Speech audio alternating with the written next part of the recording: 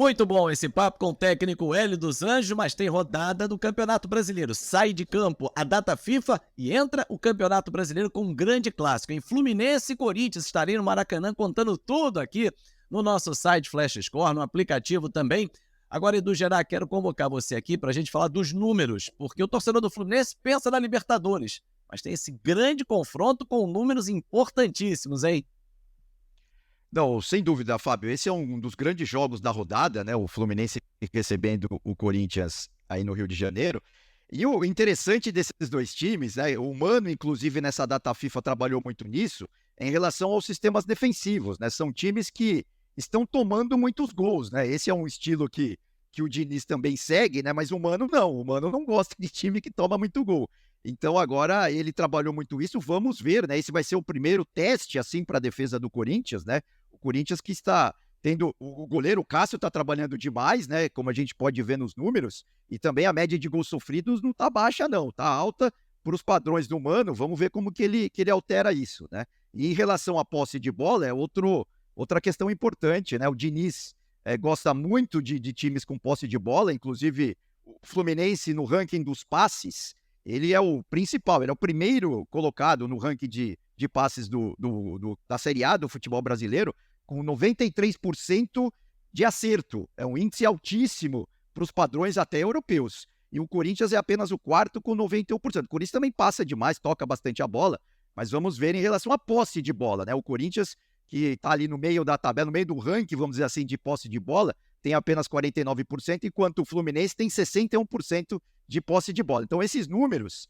nos ajudam a entender como que vai ser esse jogo. O Corinthians preocupado em não tomar gols e o Fluminense tentando rondar ali a área do Corinthians para ver se consegue furar o bloqueio que o Mano preparou para esse time do Diniz.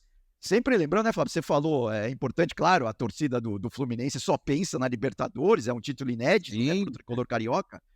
Mas é aquela coisa, também não dá para esquecer o Campeonato Brasileiro, porque vai que não dá certo a final da Libertadores, o Fluminense vai ter que se classificar pelo Brasileiro, né? E tem uma briga boa ali. O Fluminense hoje, por exemplo, está uma posição fora, né, do G6. Aí precisa ver, claro, esse G6 pode virar G8, pode virar G7, enfim.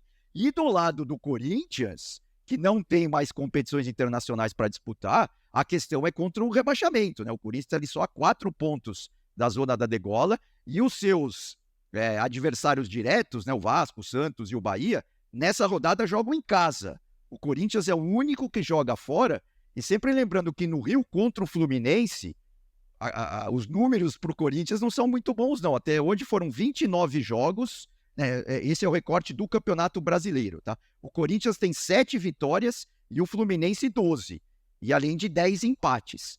Então, se a gente vê também pelos números, né, é uma tarefa árdua do Corinthians jogar sempre no Rio.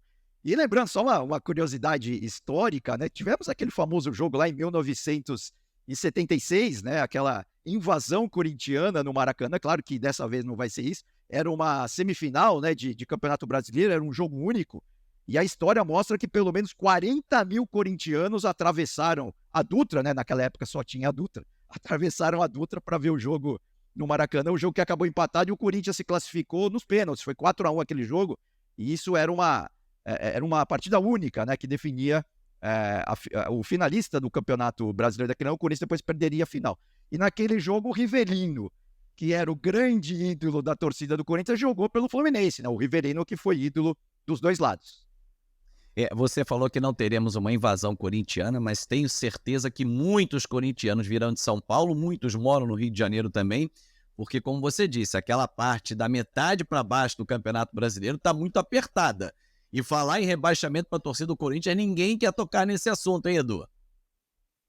Não, sem dúvida, não, nem pensar numa coisa dessa, né, a torcida do Corinthians que acabou com o ano já frustrada, né, o Corinthians que estava na Libertadores, depois foi para a Sul-Americana, não conseguiu também, né, passar passar para a final da Sul-Americana, né, perdeu para o Fortaleza, que vai fazer a final contra a LDU, que tirou o São Paulo lá atrás, enfim, não, o Corinthians não quer nem saber disso, inclusive por isso que até já trocou de técnico, né, já colocou o Mano Menezes aí para ver se ele dá um jeito nesse time do Corinthians, e o Corinthians começa a pontuar, inclusive fora de casa, né? A campanha do Corinthians nesse brasileiro fora de casa também é uma das Verdade. piores do campeonato.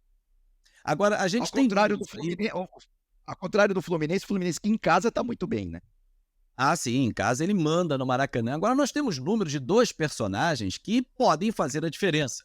O Fluminense com o Germancano é um Fluminense, é artilheiro, vai pra cima, e o Corinthians com o Renato Augusto é outro. Tá aí na tela pra você, Edu. Não, sem dúvida, né? O Cano é o grande artilheiro desse time do Diniz, né? Todo mundo joga meio para ele e ele tem uma, eu acho assim, a grande virtude dele, ele sabe demais se colocar dentro da grande área, inclusive da pequena área também, né? Ele faz muitos gols e ele tem jogado bastante e tem mostrado uma grande produtividade, né? Tem uma nota média, inclusive, alta aí. E a relação jogos, minutos jogados é alta, como a gente pode ver no nosso quadro, né? Você vê, são 23 jogos do Cano e 1.853 minutos jogados. Uma nota aí de 6,7. Já tem 7 gols o Cano na Série A desse ano. Em contrapartida, essa data FIFA também serviu, o mapa de calor, a gente vê como o Cano se movimenta demais, né? Ele está sempre presente onde a bola está, que é uma característica também do time do Diniz, né? Como o próprio Hélio dos Verdes, o técnico do Paysandu, já conversou conosco nesse podcast. Agora, do lado do Corinthians, né, o Renato Augusto tem números mais modestos. Por quê? Porque ele tem jogado menos. A gente vê aí, só são 13 jogos, né, 555 minutos jogados, uma nota média aí um pouco mais alta até que o Cano, mas ele, o Renato Augusto, é importante para as assistências. Ele já tem 2 assistências nessa Série A, apesar de ter só jogado 13 partidas. E essa data FIFA serviu demais para o Mano também preparar o Renato Augusto, né? Ele que estava com problema na panturrilha, ele já foi poupado, né, nas últimas rodadas, e aí teve todo esse tempo aí para trabalhar e deve estar em campo, deve estar no Maracanã, ajudando esse meio-campo do Corinthians, porque o Renato Augusto é fundamental para esse meio-campo do Corinthians. Sem É uma ele, referência, a bola né? não chega. Exatamente, sem ele a bola não chega lá na frente, fica muito difícil mesmo.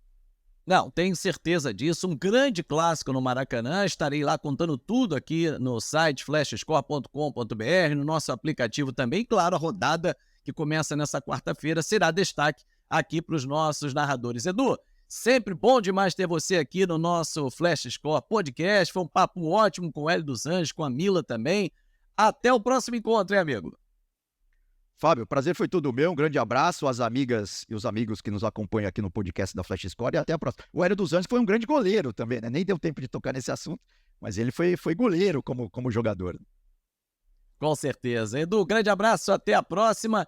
E muito obrigado pela sua audiência. Você que chegou agora, deixou o seu like? Aí sim, deixa o seu like, comenta, compartilha, porque esse episódio ficou fantástico. Falamos muito de futebol brasileiro. Destaque para a Série C. O Paysandu tá de volta à Série B, a segunda divisão, depois de 5 anos.